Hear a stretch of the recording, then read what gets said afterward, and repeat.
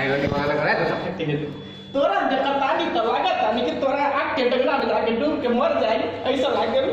आ तू जे ताके नहीं बात छोड़ दे कैसे लागल कि कैसे बात कर। अरे मुस्कान काहे देता मैं हम अपन घरानी लेके देबे ऐसे करत तो चल एक घर में पैसे बचाए वाला घर में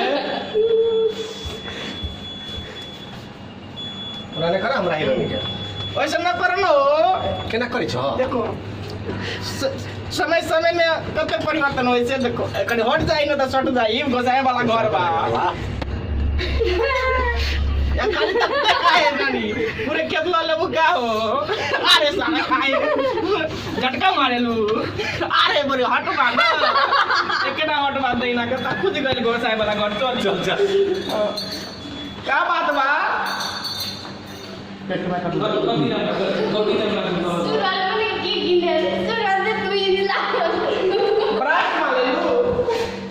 ब्लास्ट मारो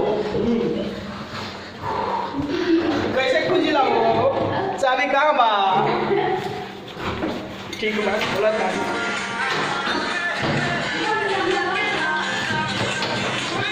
कैसे खुजा दो क्या खुजिया केना 3-4 डिस्पोजल ए प्रकाश यार प्रकाश पे शूटिंग करलो जल्दी यार हम बाद में दोसी